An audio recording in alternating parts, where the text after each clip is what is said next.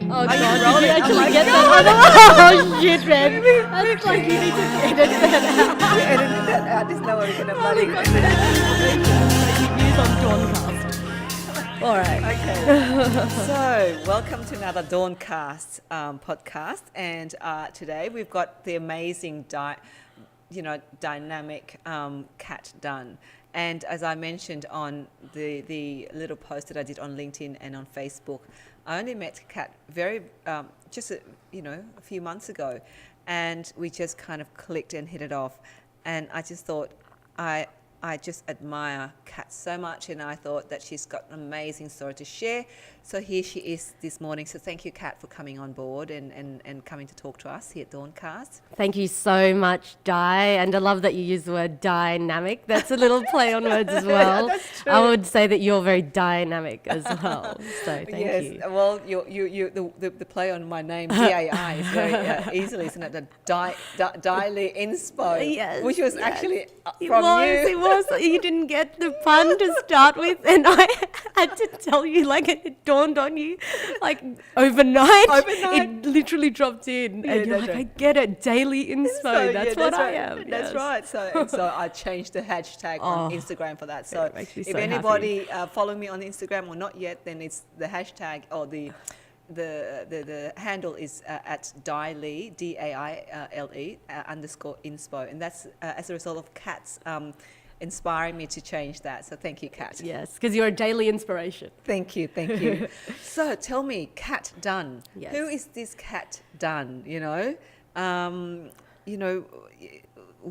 currently the CEO of Grameen, Australia. What's the journey? How did you get there? But first, start off by telling me where you grew up. How old were you when you got to Australia, or were you born here? Yeah. Tell me. Well, I am a Sandgroper. Sandgroper. Sandgroper is what the Eastern States people call West Australians, or certainly what West Australians fancy themselves. I grew up in a country town called Geraldton, WA. It's 400k north of Perth. Oh, God, And yes. there's like Back 30,000 of Whoop people. Whoop, isn't it? Isn't it back of Whoop Whoop, It almost? is. It's the very beautiful back end of Whoop Whoop. It's like a crayfishing town, agricultural town, mining services. And I was there from when I was about 3 years old to 16, because I was born in Manila in the Philippines. My mum was one of 7 kids, and they were one of the millions of people who were living in poverty in the Philippines. And she was finding it really challenging to actually raise me and have any kind of life there. And my father, Ian Dunn, he was in the Philippines buying aircraft because he was a crop duster in Western Australia. And he went to the Philippines, he met my mum, fell super in love with her, and like harangued her for 6 months. I think he would call it courting. I think she would call it harangue, to marry him. And he fell in love with her and just really wanted her to marry him. And she said yes, and took me over to Western Australia to grow up there with my dad. And I was raised there from, when I was really, really young. I did university in Perth and then came to Sydney to start my career as a corporate lawyer. And my career and path has evolved since then. So what was it like, growing up in Geraldton from the age of 3 till 16? Yeah, it's exactly what you think it was for an Asian girl who was pretty academic. I felt like there were 2 experiences happening concurrently with me at the time. So my father's a white Australian. My dad was married before, and he had a Caucasian family, blonde-haired, blue-eyed, surfy Aryans. So my brothers and my sister were, the youngest one currently is 55, and my oldest brother Malcolm is 67 this year. So there's a big age gap. My dad was 56 when he met my mum. She was 28. And Huge age gap. a huge age gap. So I had an older dad, and I had this kind of other family which really didn't look like me. But, for whom some of them I got along quite well with in Geraldton, and that was sort of quite a good thing. And I felt, on the one hand, kind of growing up there, because it's a country town, it's such a beautiful small community. People are really friendly. You feel kind of, generally like everyone. And it was a pretty good childhood when I think about it in those terms.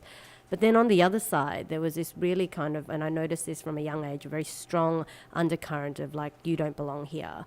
For me, I felt like the first one was assessing, doing a visual assessment when I was 3 years old and seeing my father and him not looking like me and me wondering what that was about. But then also going through school and gradually kind of sensing my confidence, my inherent confidence starting to falter a little bit, because I noticed that notwithstanding any actions that I took or how nice I was or how kind of connected I wanted to be, I wasn't necessarily included for a bunch of reasons I couldn't understand. And I remember kind of the first time that I felt this was when I was in primary school, and I reached out to some kids to, ask them if they would play with me, really excited and happy.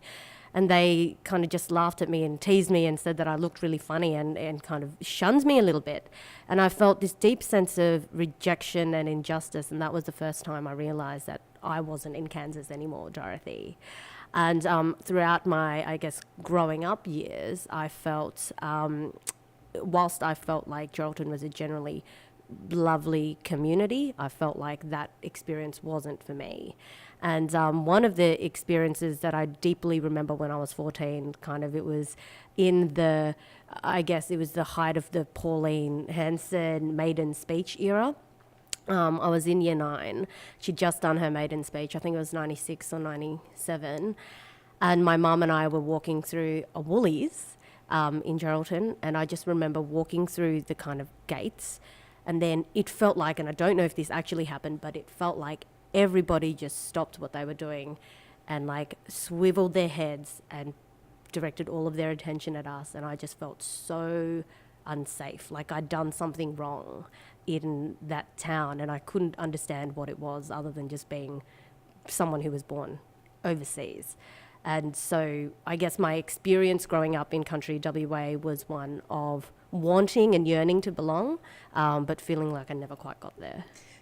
And that moment when you felt, even though whether or not that happened, but there's that feeling.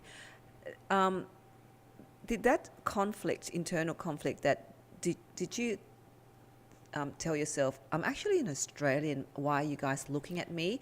Or did you were so aware that you actually were physically different, but that your father is, Ian Dunn, for God's sake, a white Australian, an Australian. So do you were there conversations in your head that there was a committee of voices talking to you? Oh man, that happens now. For sure, it's a beautiful way of putting it, because on the one hand, I felt like I could tell on an underlying level that it was a sense of injustice, and not necessarily from the people, but the fact that was a cultural reality in the environment I was in. And then there was also this feeling of two things happening. One, wanting to kind of distance myself from my cultural heritage as a way of trying to assimilate and not be noticed as much, and try and be like as white as possible. Like I couldn't really do much about what I looked like, but I could certainly act in a way that would not inspire attention, for my profound difference, so I could at least be as white as possible. And how did that look? What did that look like? Man, like I play footy. I've kind of grown up with this really kind of. I feel like I'm a blonde-haired, blue-eyed Aussie surfy boy trapped in this 35-year-old Asian-looking female body. So there, talk about a committee of voices. And I remember thinking growing up, thank God my last name is Dunn and not Morales, which is my mum's maiden name, because then that was yet another signal of safety for me. So I was actually so grateful that I could have that air cover of that kind of like racial validation in those circumstances. So for me, I actually thought my biggest asset was my last name. And do you talk to your father about all of these emotions, or to your mum? Did you explain to her that I didn't take up your name and that I've got... is that something that you discuss with your mum and dad? Absolutely not. No, that was the thing that was just not at all talked about, because it was like the 90s. One, you didn't really talk about your feelings, and two, it was not... My mum and dad had a generational difference and a cultural difference, and so the language that they spoke was English, but the way in which they spoke it to each other and the things that mattered to each of them were so different that the conversation of cultural integration, honouring one's heritage. I mean, those just weren't the kind of conversations we'd have at home. And my dad and I had the strongest relationship. So he was 89 last year when he passed away, and we had a really beautiful experience with all of Dad's side of the family and all of ours coming together and being with him when he passed. And I remember it being a really healing process for my mum and my dad's side of the family as well. And I had a really close relationship with my dad. He loved me unconditionally. And so I think for him, he would not accept that there was that part of society that kind of I felt pushed away by, and he wouldn't be able to articulate it anyway, and neither could I at that age. So we didn't have those conversations, and it was just something I kind of like silently grappled with and tried to make sense about on my own, because it just I remember meeting with Fadzi one day very recently that I introduced you to, and she's the finalist for the WA Australian of the Year, and the work she does is courageous conversations around race. And when I first heard that was the work she did in law enforcement, I literally felt all the threat responses in my body light up, because I'm like, how could you possibly have such a like brave, threatening, provocative conversation out in public? Because I just felt like talking about race at that time in the 90s was a cultural no-no, because you would just incite criticism and almost suspicion that you weren't one of them. And of course for me at that time, certainly now, like my goal was to belong. And so anything that would compromise my ability to belong in a society that I'd adopted as my original society, I would stray away from, and that absolutely included talking about race. Interesting, isn't it? I mean, I grew up here, as you know, coming here as a child of refugee parents. So I wanted to be an Australian as well, like you. You know, at least you had Dunn. I had Lee, so there was nothing even to actually cover, you know, that side of Asianness. But it's interesting that you mentioning that the race is actually something quite obviously that you thought about. The race difference. I never saw race as an issue. Interestingly, wow. I just felt that perhaps, look, I'll be Australian, but to sound as Australian as I could, possibly. I mean, forget about footy or surfing or whatever. I couldn't, you know. I see myself as I see myself as some people have often said, especially those who are of Asian heritage, as a banana. Yellow on the outside and white on the inside, but not completely submerged into the Australian culture, which is the footy, the cricket, and all that stuff. I to this day, I still don't get cricket or AFL. But yes, a race, obviously that was in the back of your mind of being growing up in Geraldton and with what Pauline Hanson said. So did that form you in what you did, obviously, when you left Geraldton? Like, did that totally? Oh, I mean, I'm going to make a joke before I answer this serious question, but I remember when I'm in like I went to Maya one time, I think I was 16 or 17, and this is such as the cognitive dissonance, right? When people see my name and look at my face, that when I said my name's Katrina Dunn, they're like, they tried to correct me and say, Katrina Wong? Like, can you have a more consistent sounding name to match our mental models of what someone who looks like you ought to sound like? Like, I remember walking into Geraldton, like I've been there for sort of 30 years, my whole family's there. The public library, well, no, it wasn't the public library, it was one of these kind of bookshops with internet, and so my parents didn't have the internet at their house at the time. I think I might have been 29 or 30, and I walked in and I said to the guy, would I be able to use the computer for an hour, please? And he's like, wow, you speak such good English. And it's like, that's because I'm Aussie. It's just like, it's like benign kind of, and you know, so for me, the yearning was to belong to the society that I had opted into and subscribed to and adopted as my own. I would constantly feel a sense of injustice when it was brought up that other people didn't see me as belonging, even though I saw myself as being one with them. And so how did that kind of drive my behavior? Oh, and sorry, the other point to make is a question that I get defensive around, and I notice myself getting triggered by it, is when, and people say this in the most benign way, when they say, oh, where do you come from, or where are you from? And I just am like, why? Like, here, where are you from? And they may not even mean it like that, but I hear it like that. I right? know. Years and years and years of being told to go back to your own country, and you're like, I can't go back to Geraldton, mate. I am here. I can go up the road, maybe away from you, but the how that drove me. I guess two things. One, because my mother came from poverty and so did my dad, they were really focused on education. So they just wanted me to have financial security that they didn't have. The thing that I was always lit up by at school and was naturally good at studying was politics, economics, English. And I thought, and my mum, bless her, she was really encouraging, maybe too encouraging as a kid.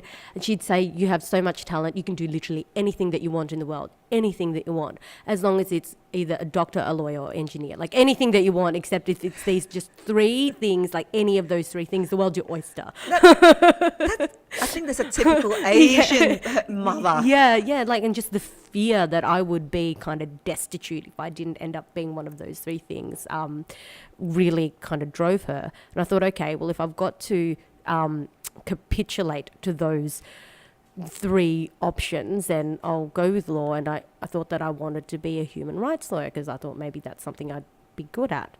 And I remember going through university and doing quite well and getting into all the kind of student societies, and then getting very caught up in the groupthink, where I moved further and further away from my desire to practice human rights law and closer towards a desire to do what everyone else was doing, which was corporate law. And I didn't realize that kind of mental model was kind of the one adopted by the kind of white legal establishment profession. And I didn't see it in those terms, and maybe it's not in those terms, but this is how I explain it. And I kind of bought into that. I bought into, agricultural white Australian surfy footy society in Geraldton. I bought into making lots of money and living at the waterfront with the beach house. You wanted to belong. Exactly. Become a silver-haired, curly, male judge. So, and that was kind of the progression. So, I ended up, the first job that I had, which took me to Sydney, was at a top-tier law firm working in finance and corporate law. So I was in banking and financial services when I was a baby lawyer, in securitization, actually the structured debt capital markets that ended up, causing the GFC in 2008. And I reflect upon that now and wonder, wow, I actually wanted to be a human rights law, but then I ended up in the industry that inflicted human rights injuries upon people through financial instruments. Isn't that kind of ironic? And then moving through that, I ended up in another very establishment legal area, which was mergers and acquisitions, M&A, VC, private equity. And throughout this portion of my career when I was lawyering, when I was trying desperately to meet my parents' expectations, trying desperately not to deviate from the expectations I set for myself and others when I was super into the law thing at university, I kept trying to convince myself that the career path that I had was the one that I wanted, even though I was feeling this really strong cognitive dissonance between the values that I have and the way that I was practicing my career. And so I guess to answer your question, that sense of belonging and that need for approval drove my earlier career decisions, which led me to feel very deeply dissatisfied with my choices. And I felt an existential crisis. Do you think when you deviated to focus more on that corporate law and that whole, fitting into that, as you said, it's what particularly white Anglo culture kind of often, probably in terms of practicing of law, is pushing more towards that corporate law. Did you feel you fitted in more then? Like you felt like you were belonging now? I mean, maybe unconsciously you were doing it, that you felt like it's okay. I'm now doing the things that makes me fit into this society. On the one hand, I felt a lot of protection from the status and prestige that a legal career gives you. And I felt I certainly fit in with all the law nerds. But I definitely did not feel like I fit in terms of who I was and my personality. Often I would get feedback that I needed to tone it down and like bring my kind of eccentricities back into something a little bit more conservative, because we're a conservative profession. But the things in my past that had served me quite well is an ability to think quite laterally. I was quite creative. I directed law review at university. I choreographed it. I script wrote for it. I did a lot of stand-up comedy and debating. I did a lot of performing arts, and I had a very well-rounded and diverse interest set, and more in the law, whereas that served me quite well when I was an aspiring kind of student leader. I felt like I couldn't play to those strengths in the law, because the part of me that, the part that that industry wants you to succeed in is kind of just a very contained, analytical, like, and it's very hard and very challenging, but it's also very focused, certainly if you specialize. So I felt a real tension between wanting to express all those other parts of myself and it not being appropriate in culturally in that domain.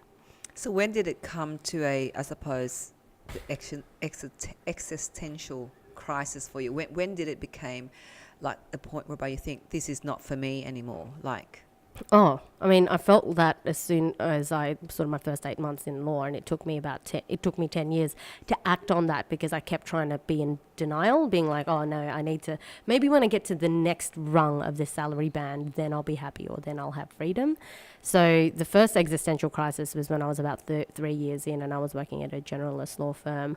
I ended up quitting my job and traveling around the world, making promises to myself that I'd get a job in business, because I was entrepreneurial but didn't really know what that meant at 27, whatever age I was. And then that didn't happen because I didn't have clarity around what I wanted. And then I ended up working at a national law firm for a year and a half, and still was feeling quite like I was out of place, but really loved my team. So I was holding on to that. And then I ended up getting a role inside an Australian fund manager, and this was my first taste of being able to pivot out of that career path and do something unexpected that was much more in alignment with who I naturally was. And that was amazing to start with. I was a senior legal counsel, and then I ended up leading kind of the hedge fund establishment business, and then I ended up in a senior strategic role, sort of doing innovation and being on the diversity council. And this is where the institutional conformity and groupthink, I don't think just in that environment, but I think more broadly, really surfaced itself and became distinct to me. Because I was noticing there were pressures to, of course, and this is across the board, increase profits by X%. There were also these conflicting signals. So one, we want more diversity on our diversity council and in our firm. We want to be more innovative, and we want to be, I think those were the two main things. We want to be more diverse and we want to be innovative. So those were the things that were said. But what was actually happening was there was a deep resistance towards doing either of those fulsomely. It was almost like there was diversity theatre and innovation theatre. So they would have people who were female or LGBTI or Asian on the kind of diversity council, but wouldn't actually implement anything that was genuinely going to rock the boat or change the status quo. So that was one thing that I found peculiar, and especially during the marriage equality debate, which we didn't end up weighing in on, which in and of itself is the signal of where you stand on that. And then the second thing was the message is to innovate, but there was a massive and deep fear of failure in that process, because the things that had kept them successful for the past 130 years are no longer serving them in the context of the new environment that we're facing into. And to change that might potentially mean that you have to change skill sets. What if the skill set that you need you don't have? And what if that power and that reputation and those successes that you built on a particular bedrock, what if you shift the bedrock, it crumbles, and then you don't have that anymore? And I could see that really playing out.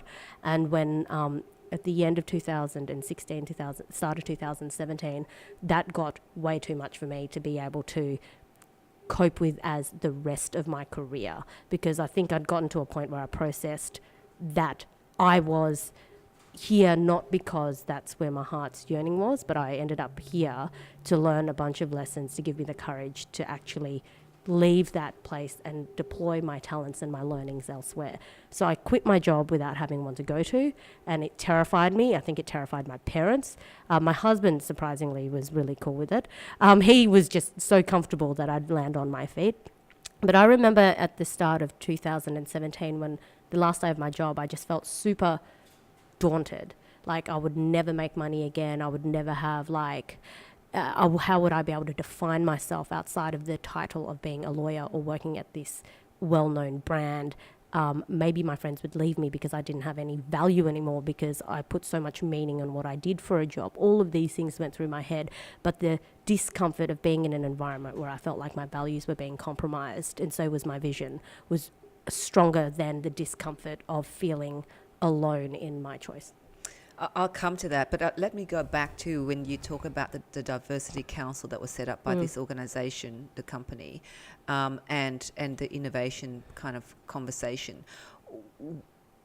You know, I mean, I have seen this across many organisations in the few years that we have worked in this space, whereby people set up the Diversity Council, having the head of inclusion and diversity talking about the need to do something, and really for a big corporate, it doesn't seem to, and you've witnessed that, it doesn't seem to filter down.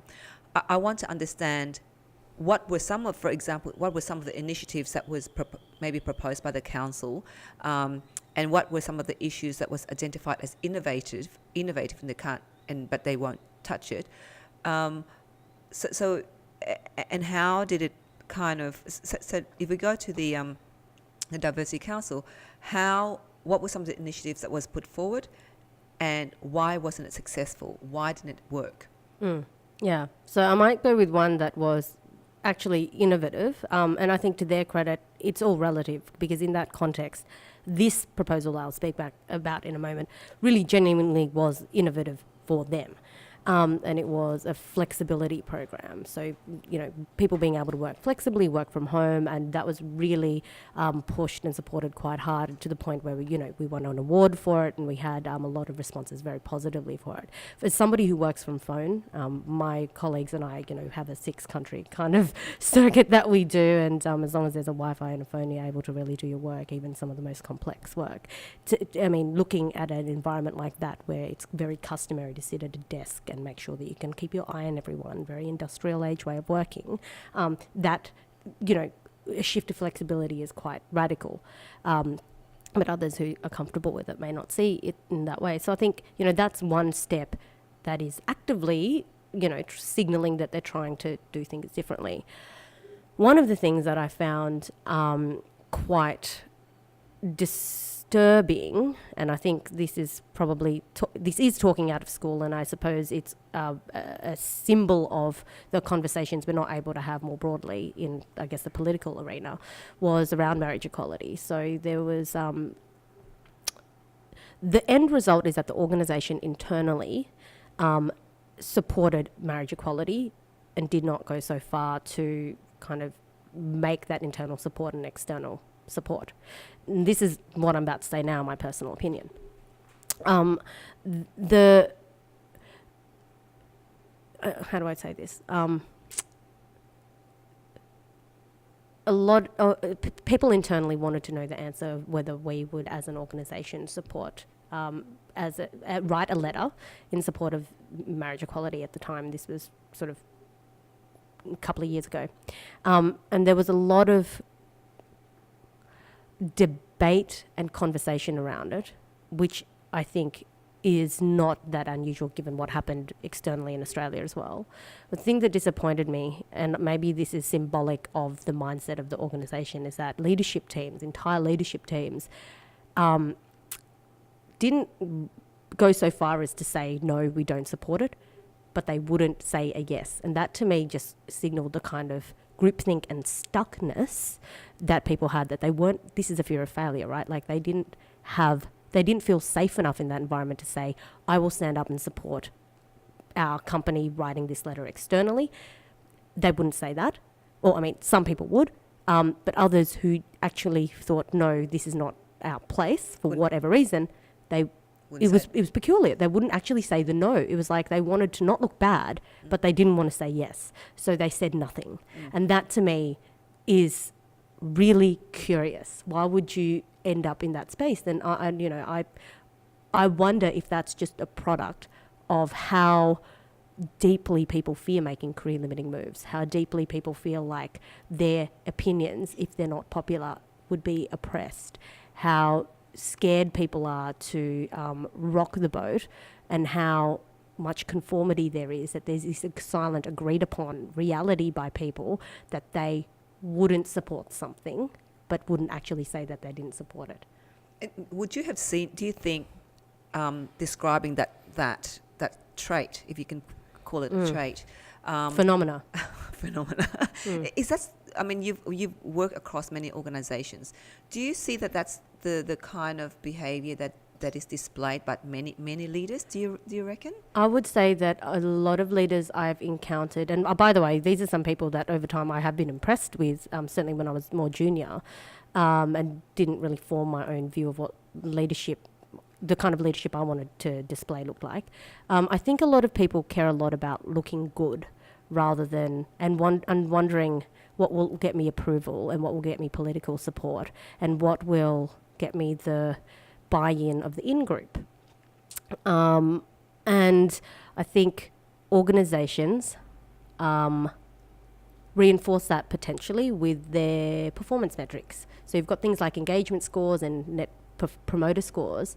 How do you get net promoter scores to be high? You get approval, their approval ratings. So unless you have the gift of being able to disagree or give bad news or dissent in a way that still has people supporting you, which some people do quite elegantly, but many people don't, then I think the default is to err on the side of caution and just go with the groupthink. And it's less cognitive load, right? You don't have to think about what your own values are if you just go with the group, because you assume that the group has thought about what the values are. There's smart people there.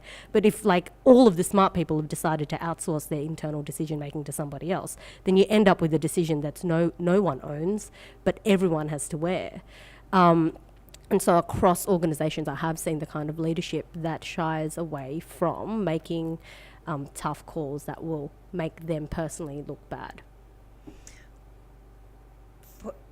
I mean, you're now at this. I mean, I'd say that you're a leader. The way that we've, kind of hearing in terms of the leadership that you have encountered. Have you got to a point now for you whereby you think, to you, what does it take to become a leader? Or what does leadership mean to you? Like, what does it look like?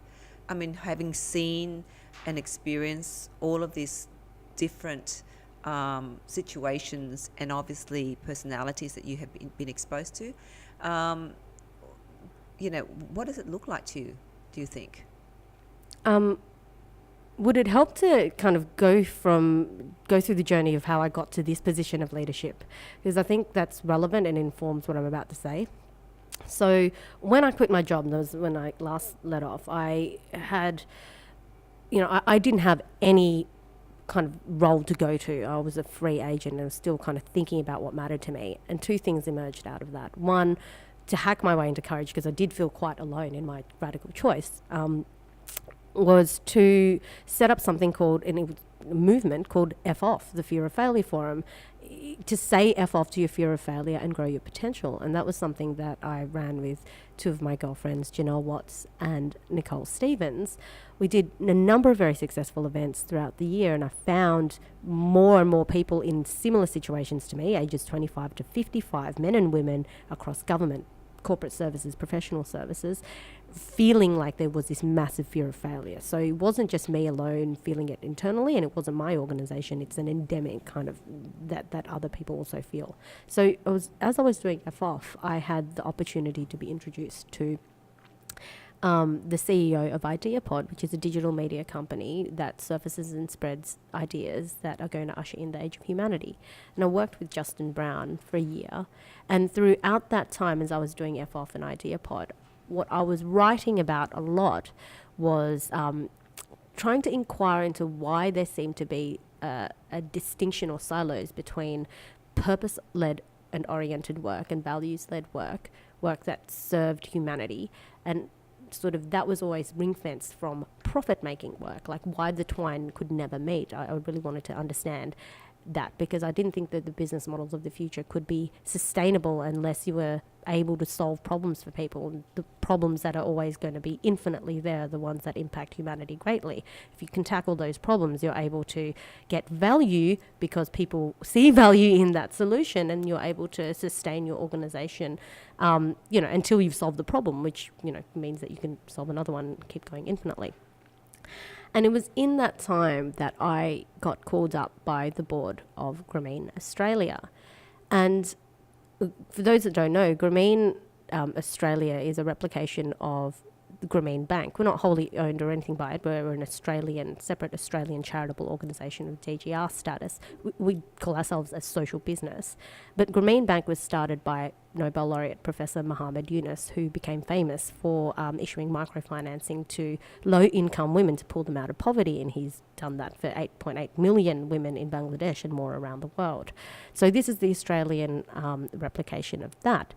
And the reason this is relevant is they asked me, we run our operations in Cambodia and the Philippines, but we'd like to beef up our Australian operations.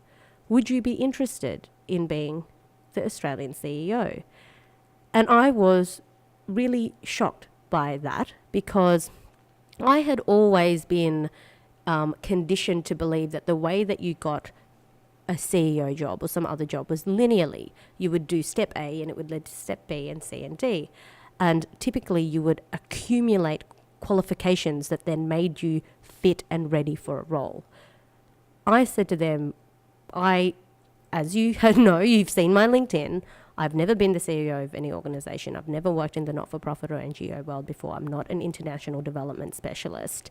And my background isn't any of the things that you have on the JD. So, are you sure that I'm the person you should be talking to about this opportunity? And to cut a long story short, they said yes. And the reason this informs my view on leadership is that it really reframed what I thought leadership qualities were. And it doesn't necessarily come from a place of expertise, but it comes from a place of knowing who you are, what your values are, and being willing to take on challenges that you may not necessarily have the answers for already, but have such conviction that you know what the right outcome or vision is for it, that you'll find a way to get there, even if it means piercing through existing ways of doing things, because those existing ways of doing things in some respect have led to the problem that you're trying to solve. So leadership qualities, I think, that I've seen in the past have involved being dominant, authoritative, instructive, quite hierarchical, that kind of military style of leadership.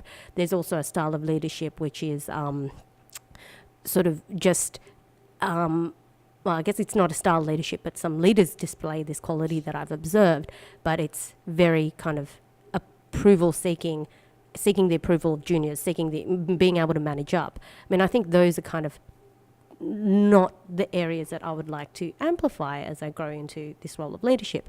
What I do think is important is being able to stand up for your values and what you believe in, even if it means speaking up to people more powerful than you, even if it means inspiring the wrath and the ire of your peers, and even if it means that you're alone.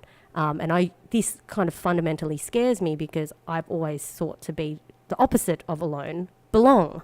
And so as I am becoming more and more of a leader and realizing that people see qualities in me that I've always known have had great potential to be realized, I'm becoming much more comfortable being true to those qualities in service of the mission that I want to achieve. It's going against the grain of agreement, the general grain of agreement. Exactly. The agreed upon sort of codes of conduct, or what you can say and what you can do. I think we get so caught up in what people will think of us rather than what is the right thing to do, and we lose a lot of ourselves to other people's approval, which I think, I was subject to as well in my earlier days of my career. I've got a list of questions that people actually posted on Facebook. Yeah, I saw some of them. They're great. So I'm going to read out because we promised them. Yeah, please. So we've got a couple of questions from some of our members on the Dawn page. So I'll go to Vanessa Milosev. Yay, I know her actually. Oh, good, excellent. So she has a couple of questions for FOF and Grameen. Comfort can be a blessing and curse for individuals. How do you instill a drive in people to the point of pushing through their barriers and achieving their true potential? Is it as simple as cognitive change, or is there more to it? Do you want to go to that first? Yeah. Because there are quite a few questions. Yeah, I will actually. It's a really great question. I think I struggled with this when I was, working in a strategic change role. And what I've realized is that you can't make people do anything, but you certainly can do a lot with yourself. So I used to kind of think that I could shift the way that people worked from an external perspective. I realized I just can't. But I can shift how people might choose to work, or through how I behave. And so being able to change people's mindsets or like move them outside their comfort zones, I guess the question is, I really believe in the inbound principles. So people who are like you will come towards you and seek your kind of counsel or support when they want to display a quality that they see in you. And so this is kind of convening people of a like mind rather than converting people who are not yet ready. So one way I feel we've been trying to do that more and more is to be very authentic about our message, be very clear about what we stand for, what our vision is. Our vision is to create a socially and economically inclusive world in which all humans lead dignified, meaningful lives. Our mission is to play a significant part in ushering in a world of 3 zeros, so 0 poverty, 0 unemployment, 0 emissions, through social business, which is a non-loss, non-dividend company to solve social problems. And if that's kind of our message and that's the spirit in which we want to operate, those who want to and are already activated to be on that path will join us. And those who aren't, well, we can get to them later, or they can come at their time and pace. Because I think, the lowest hanging fruit are the people for whom you already resonate. Leonard, do you want to ask? I mean, we've got here, what's the stepping stone path to become a CEO? I mean, I think you've already explained that, haven't you, in what you've described as the typical way is in the past is about kind of progression and loyalty and all of that stuff, but you're choosing a different path. And it wasn't even actually something that you chose. Well, and this is the thing. I think I'd like to answer that comment with a paradigm shift, because I think the mental model in which we operate suggests that life is linear and career paths are linear, but they're actually not. More and more as our world becomes so fast and so integrated, so global, so digitally connected, we need to move from linear thinking to lots of lateral thinking and thinking about, well, what are the problems I'm good at solving and how can I express my strengths to solve those problems, rather than what are the stepping stones. I don't think there is such a thing as stepping stones. Like, we're hop, skipping and jumping our way in a tumultuous storm towards a general direction now. Like, I don't think we've got career ladders quite in the same way that we did before. Like before, yeah. I mean, but I think there are still institutions whereby it's still very much, it's the time that you spent there, it's the connection that you have, it's who you know. I think it's still prevalent in a lot of mainstream institutions, Yeah, and I mean, I guess there are lots of things happening in parallel. There are these mainstream institutions that have got legacy ways of doing things, and then there's new ways emerging to suit the current conditions.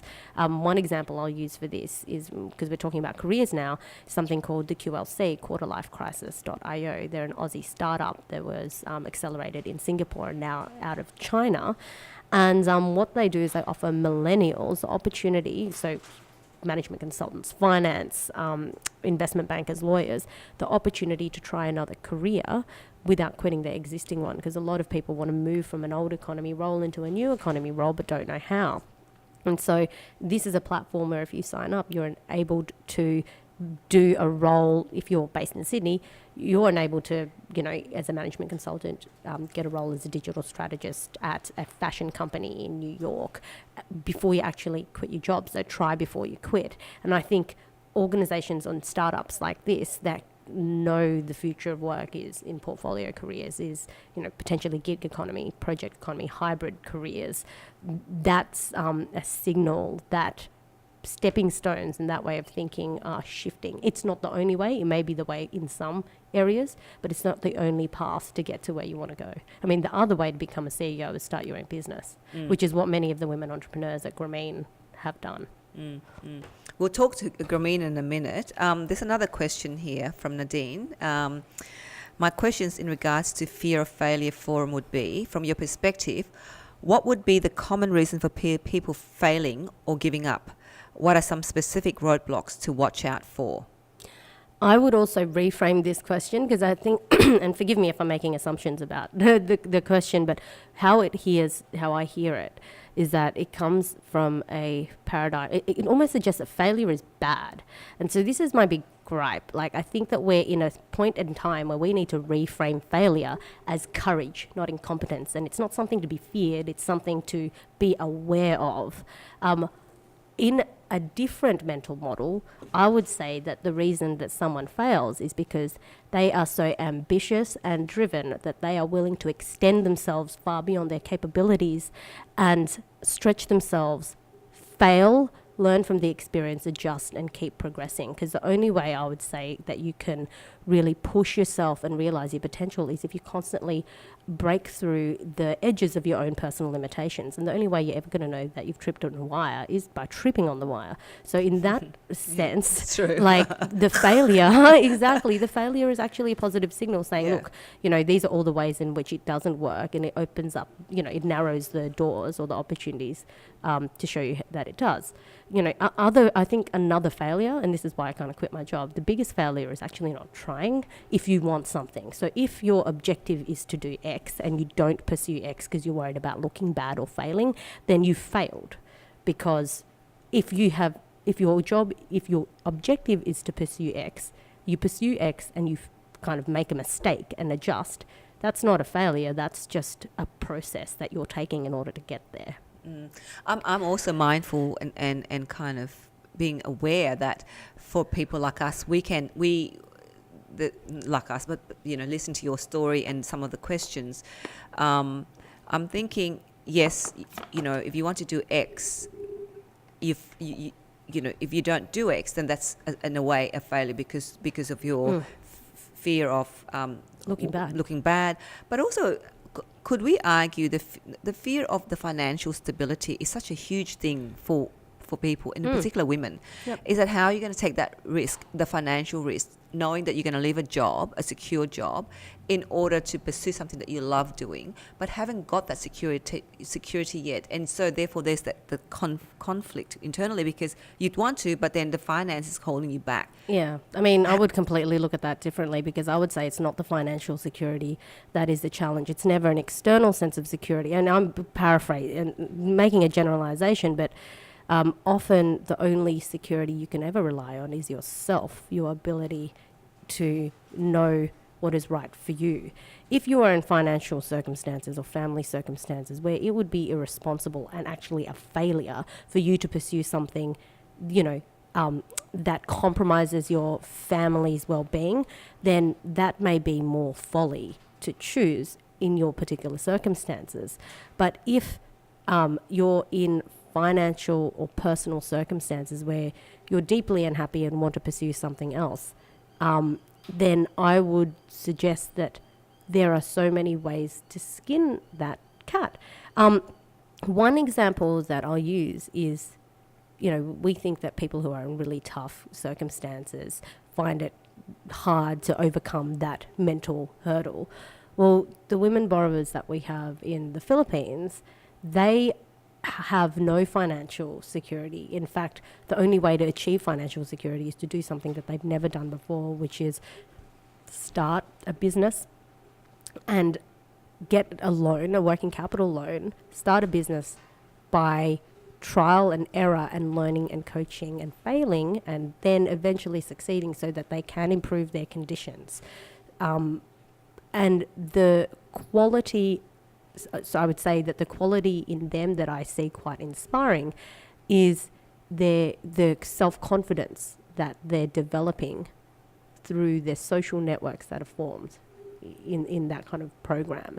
So I think we live in a society that so often wants to look externally for reasons why they might fail, without really honouring and respecting the fact that we have a lot of resilience within ourselves, and it may be past hurts or wounds or insecurities that are holding us back, rather than, and sometimes we use financial security as an excuse or a proxy not to take the next step.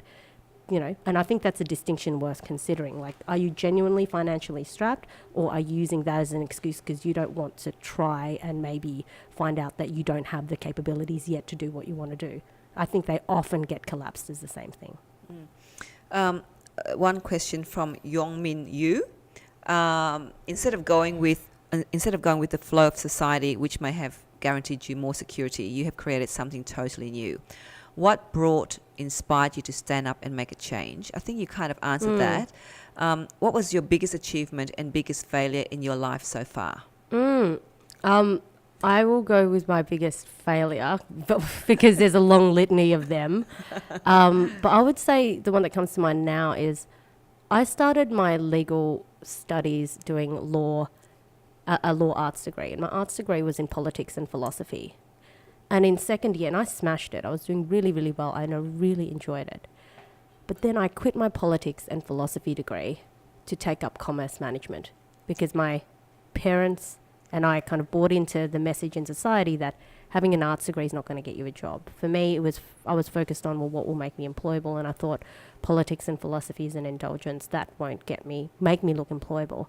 That is, I think, my biggest failure in my career because I didn't have the guts or the courage to stick with the thing that I really loved doing, and I really regretted it because I feel like my ability to think in that way I've missed a lot of opportunities to practice that way of thinking because I chose the more conventional and safe degree.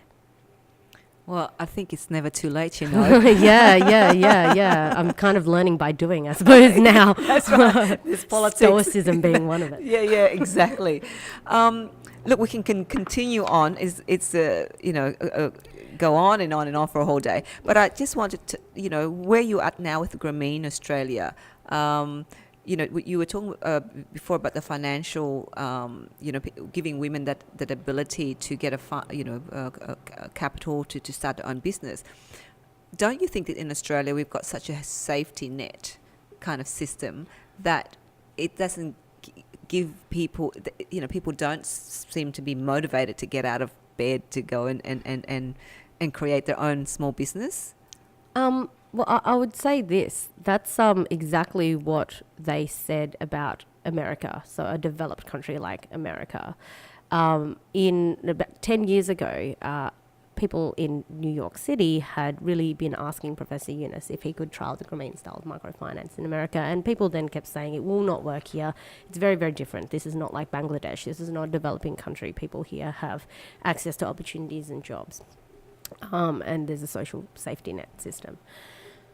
However, what we've found is that that's actually not true for all of America. In fact, we've managed to loan over $1 billion worth of loans to over 100,000 women in more than 20 cities across America with repayment rates of 99.9%. And that's, 8 of those 20 centres are becoming viable. There's very much a market for it there. And many people would say that Australia's got similar conditions to America. And then they would also say, well, we've got this culture that isn't, might be tempted not to try super hard because we've got a welfare system. And I would just say that we can't collapse all of our different segments of society and say that just because we've got a welfare system that everybody who is in a low income situation is disincentivized from aspiring to greater. I think that does them a disservice. 17% of the Australian population is financially excluded. And the reason that I was brought on was to explore building out an Australian microfinance program. One of our board members, Dr. Masood Isa, actually wrote the PhD on the viability of the Grameen style of microfinance in Australia. And the hypothesis is, yes, there really could be a market here. And what's really interesting is that we've had a look at the regional centre of Grafton. We've had a look at the urban centre of Broadmeadows in Victoria, which is an unemployment rate of 22%. And we've also had a look at the area that you're from, Di, in Fairfield, New South Wales. The very interesting thing that happened was the founding CEO of Grameen America, who's the guy that Professor Yunus sends all around the world to build Grameen style of microfinances to solve poverty in hard areas of the world, like the Dominican Republic and the USA. He actually flew to Australia to do a market study. He is a practitioner, not a theoretician. He looks at things visually and with his hands and understands it from a very practical perspective. And when he came to Fairfield in New South Wales, he looked around, he met the people, saw the community and said, this very much reminds me of Jackson Heights in New York City. And not once in his assessment did he say, well, this doesn't look like the kind of community that wouldn't be inspired to entrepreneurship just because there's a social safety net system. And also with many of the borrowers that we've been looking at, by happenstance, a lot of them are migrants and refugees and people who might have had careers in entrepreneurship in other countries. So there's a lot of potential here to be able to tap into those people who are yearning to get access to working capital, who are yearning to realize their ambition of starting and growing their own business, but there simply isn't a tool. So we are exploring being able to deliver that tool to that market that's yearning for it. So where are you now with Grameen Australia? I mean, how long have you been in the role now? Just about 6 months. Yeah. So how is that? And what's your vision? What's your plan? Yeah, well, it's been a phenomenal 6 months. Traditionally, Grameen Australia has been around for 20 years, but we've always been an overseas aid fund, and we had projects in the Philippines, Cambodia, and Bangladesh. The project in the Philippines is microfinance with women borrowers. The project in Cambodia is a social business chicken farm where we actually get scavengers on a dump site outside Siem Reap. We transitioned them from working there and take them through the livestock training program so that they can become student chicken farmers and increase their income as well as have a more dignified work, whilst we're serving the Cambodian market as well with chickens for eating. And in Australia, this is the first time we've actually been beefing up our Aussie operations. And there's 3 sort of areas of activity. Because, of course, if we want to usher in a world of 3 zeros through social business, what we want to do is be able to grow and develop social businesses in Southeast Asia and Australia. And so how do we do that? There's 3 kind of major areas: growing our own homegrown social business, Australian social business, which is microfinance, building social business partnerships in the public sector and the private sector, and facilitating social businesses to grow. By 2020, what we would love to have achieved is to be able to create 50,000 jobs, 40,000 of which through self-employment.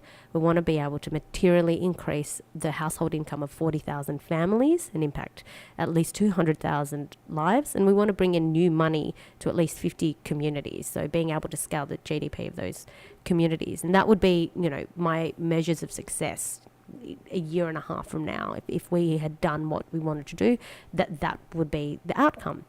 And in terms of what's on our plate at the moment, we are about a third of the way through drafting up the business case. Now that Shah's come to Australia and done the market study, we're preparing the business case to determine whether or not we do go ahead with launching our microfinance pilot in those jurisdictions. And we we need to take our time with it to make sure that it's a sensible study, and that if we do say yes, that it's not done, in a rush fashion, or in an overly optimistic spirit, but it's done with, a really strong grounding in reality and the conditions in Australia. And we're working through that now. But if we do, then around sort of September, October, November, we will be in a position to start doing small pilots in those jurisdictions of Grafton, Broadmeadows, and potentially Fairfield, depending on what the business case says, and actually testing on the ground this proposition that Australia doesn't have the appetite to take more microfinance for, people who are of low income, because they otherwise have the dole. Last question.